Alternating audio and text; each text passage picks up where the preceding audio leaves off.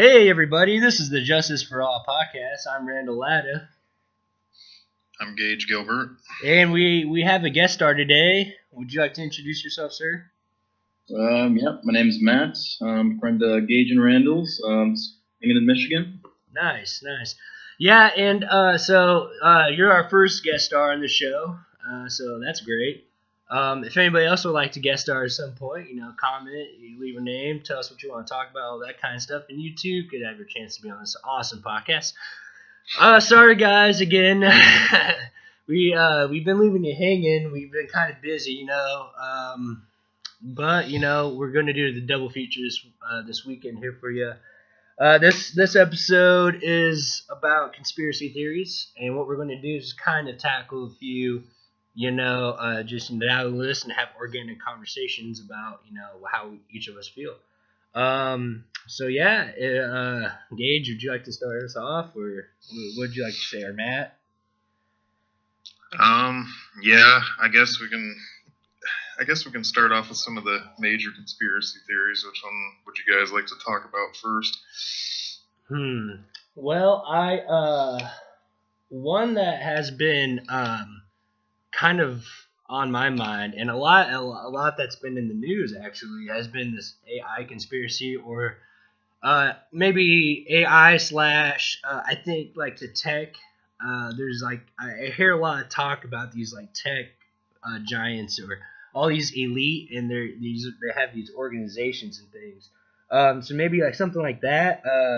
We can just dive in there.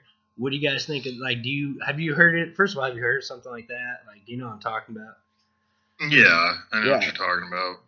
Facebook does it all the time, from what I've heard, and like they actually have proof of them doing it. From what I've seen, they do kind of like mood altering experiments on Facebook. Like, so basically, if you post a status, and you know how you can put like the feeling on there, like you're feeling happy, feeling sad, or whatever. Yeah.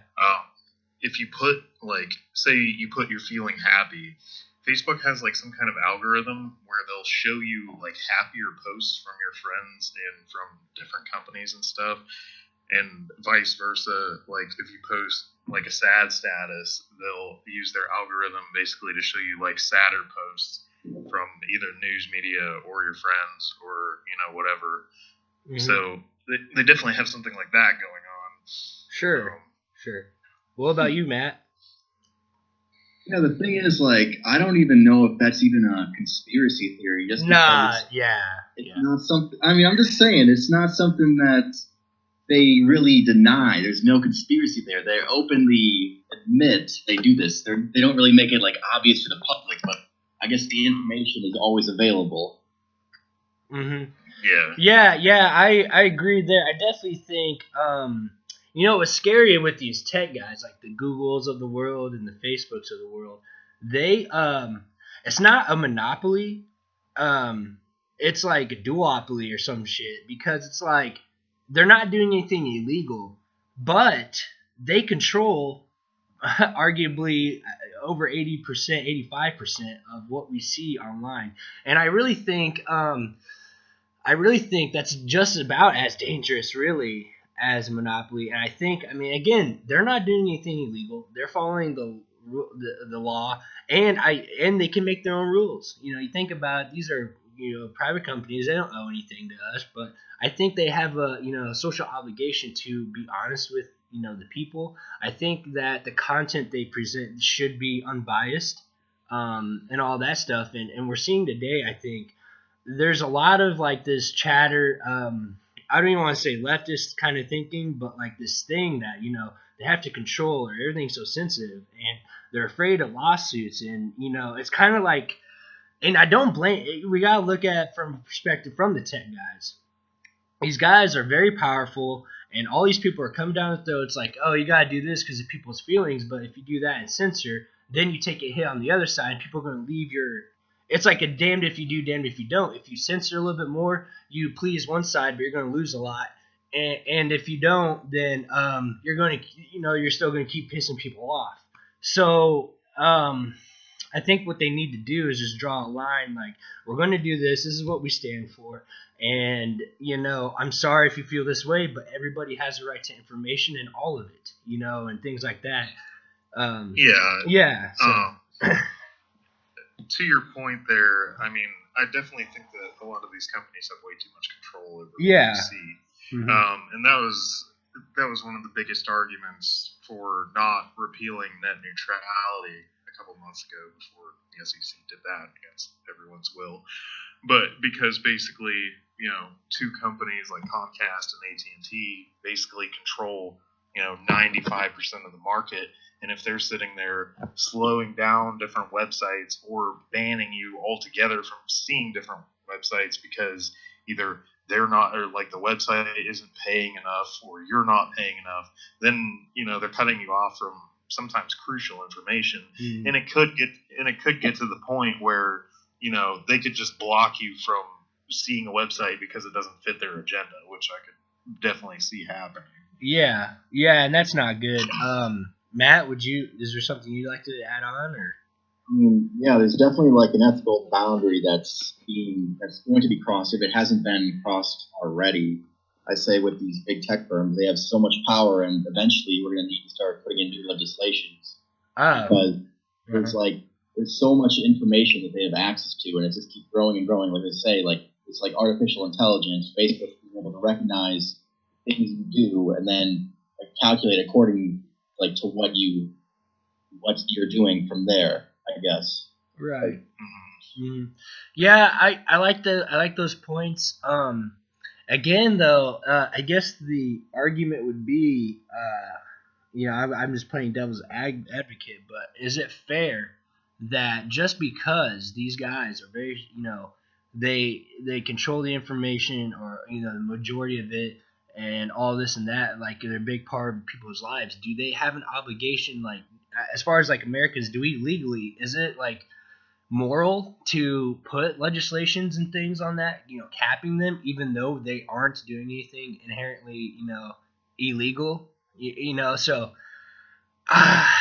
and to me, if it's not legislation, I don't know what the answer would be. We definitely, I think more so the answer should be, maybe, I don't know, pour some money into, other entities. Or I don't know, like I like to see an individual, like kind of like a MySpace or something kind of pop up here, and then, maybe take a little bit, like competition would be the natural argument. But these guys are so powerful that, it's past competition. That's kind of where we're at, Yeah, well, the problem is that any small company couldn't start into like a business like Comcast and AT&T have, because they have so much of the market share that they would never gain any penetration or any entry into the market because they own basically everything. And at that point, there is no competition. And the government, is responsible for breaking up monopolies like that. I mean, I'm all for limited government in most cases, but whenever you have these giant monopolies controlling everything, you need them to. That's why antitrust laws exist, to break up, so they don't have that gigantic share of the market. That's what happened because Microsoft used to own Google. They used to be the same company, and they eventually got, too big of the market share, and they basically controlled the whole entire, web servers and everything like that. So the government broke them up into two separate companies. Yeah, and so something like that, that's a great example, Gage. I think if, you take like a Facebook and make like two Facebooks, or three Facebooks, off of the one, and say, maybe it has to come to that. I think, though, organically, with all of these things, like actually just this last week, I've had some problems with my Facebook account, and I had to reset a bunch of information. I did. It's like, I think we're going to get some people that are going to get just pissed off enough to where there is going to be enough need for another site, and I think I think definitely Facebook, YouTube, Twitter, all these people, they just censor. I think you're going to have. It doesn't matter how big they are, because we've seen actually that over this last week the Facebook stock just plummet, And Zuckerberg, where's Zuckerberg? Nobody knows. He's in freaking New Zealand or some shit. We haven't even really heard from the guy. So I think He if released one statement, but it was very vague. yeah, we'll fix this. But the thing is, that's what they don't need to do. They don't, they need to just let it all happen, organically, and let just go back to their roots. And if they don't, I think they will pay the price. I don't even think we will have to have legislation, because I think we'll have enough people pissed off to where we're going to go to another, a new Facebook, and Facebook will just turn into MySpace, eventually. Because, that's one thing that people with the internet, whether you're liberal or, conservative, anything really, everybody wants the right to know what, have the freedom of information and be able to express their freedoms, through online. Yeah. Not See, I think it just depends on what market you're talking about. Like something like Facebook, yeah, I could see it being replaced eventually. Because, I mean, you look at MySpace and how big it used to be, and now it's nothing. Mm-hmm. Because the internet is an inherently free platform, and you can create a website on it, and if it catches on, then it catches on. And, it could steal users from Facebook. But also, on the other hand, I don't think, like, for example, in the cable business like Comcast and AT&T, you're going to have some legislation there, because it's basically impossible for any company to gain, market access. But dude, because there's no way they're ever going to have the funding or the resources to be able to compete with them. I think if like someone like you can just choose, your cable provider basically right now, because a lot of areas you only have one. Dude, all I'm saying is AT&T or only Comcast, and there's no way like a small firm is going to come in there and be able to even remotely compete with them. I think really what we should hope for is like a big celebrity to just endorse like T-Mobile and get that fuck you T-Mobile money or some shit, man. That's really what we need. But so I want to kind of wrap this one up. Do you guys? What about you, Matt? Is there any like final thoughts you think about these, tech giants or anything like that, or Gage even? I mean, I don't know. There's just like a lot of shady stuff going on. It's hard to say what's going to happen. I think Facebook is going to be around longer than we think it is, just because the empire that essentially Mark Zuckerberg built. You notice like things like Snapchat, where like people thought it was going to fail, like within like a couple months or like maybe like a year, like eventually die out. But that's not what happened. They changed their product. They eventually sold, and they made a lot of money off that. Yeah. You know what? Yeah, well, Snapchat actually is one of the only ones that still owns themselves. Instagram. Oh, really? Yeah. Instagram is owned by Facebook, right? Instagram's owned by Facebook. Yeah. But Snapchat is still separate. Facebook offered them money, but they declined it. And that's why you're seeing like, the stories. Instagram stories and stuff like that to compete with them. But here's Snapchat screwed themselves on that new update. Everyone hates that shit. But here's the thing. Zuckerberg, like, I like how he's releasing these statements. Like, I do this stuff for my family. I look out for my kids and all that. And this is a guy that, Zuckerberg started Facebook drunk in his dorm, rating college girls. So how sincere is this guy? You know what I mean? But that's how the story. Yeah. The Winklevoss twins out of that one time. It's just and he screwed his best friend by freaking his best friend was the one funding it. 2%. He ended up giving him like 2% of the company in the end. If you guys haven't seen, look at The Social Network. This movie references a lot of how Facebook started, and you'll get a good representation of how Mark Zuckerberg thinks. So moving on, while we're talking about like elitists, I think a fun conspiracy, not fun. This is a horrible thing. But are you guys familiar with like Pizzagate at all? Yeah, I've heard about that. Yeah. What about you, Matt? Never heard of it. Never. Oh, this should be interesting. Okay, so buckle in. Gage, do you want to explain, or do you want me to? Or I don't know that much about it. Okay. All right. I know a little bit. But, Yeah. Go ahead. Oh, yeah. Basically, from my understanding, is that there's a whole elitist ring, whether it's in Washington or wherever, that they're basically running like a child pedophile ring. Is my understanding. Exactly, and that's pretty much it. And I think members within the government, and not even just the government, but like we're talking about the even Mark Zuckerbergs of the world, the George Soroses of the world. These guys, I think there's a lot going on that we don't know. There's a lot they do. Like some people don't even know who George Soros is, or Michael Turner, or anything like that.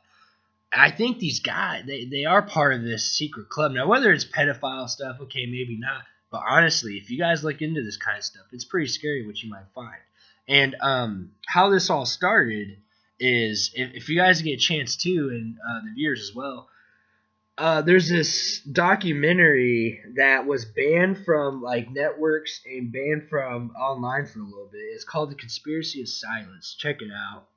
If you don't know about it, it's about this Republican back like in the 90s. This Republican presidential candidate or politician rather. His name's Larry King.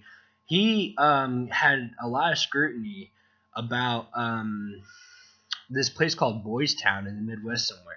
And what Boys Town was is they took in like male, not just male orphans, mainly boys, things like that. Orphans though, they took it as this Catholic, kind of orphanage thing, but it was like a big deal.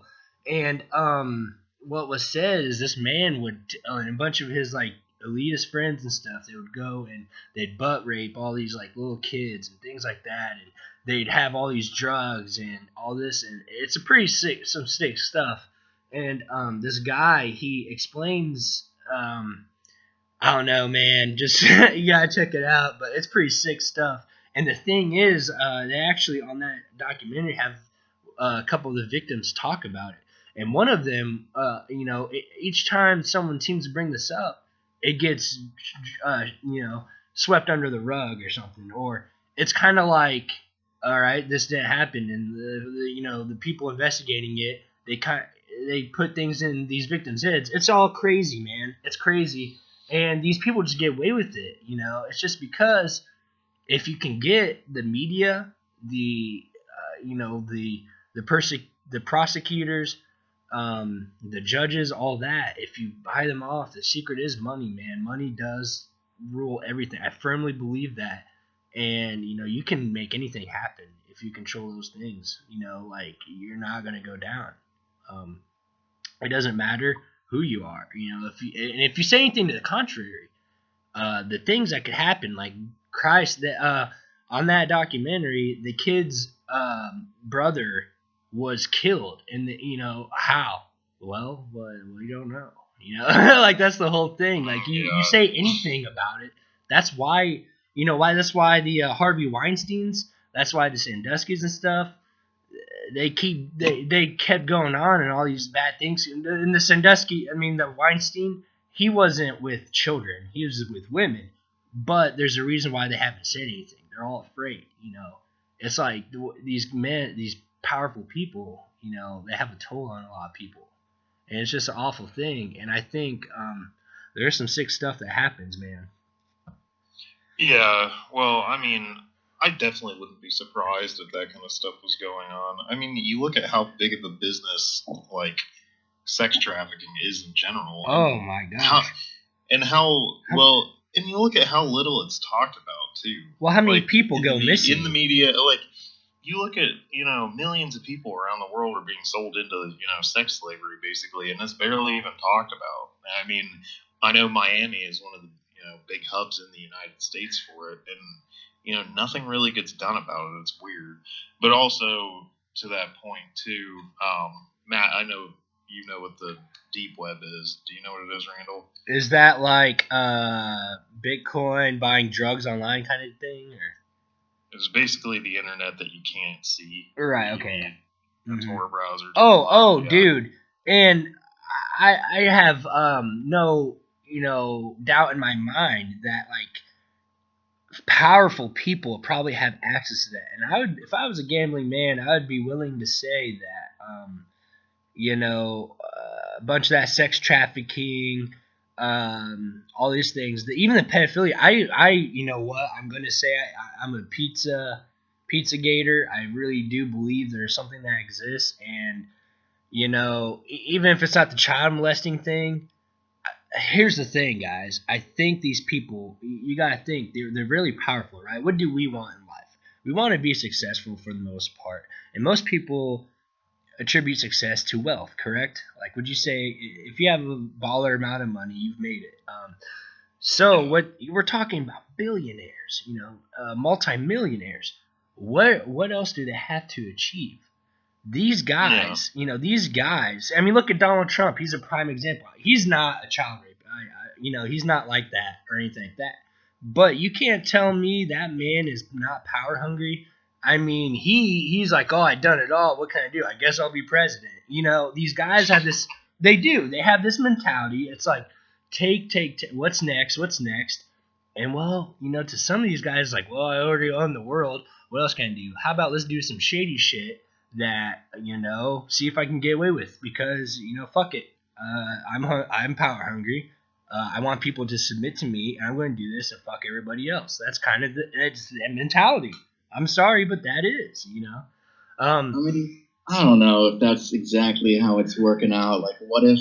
I don't believe every single powerful man No. has the same mentality, but I think it just could be just a certain group of people that exploit their wealth and their power. Like the same stuff could easily happen in like a lower environment. Like just like an average office job.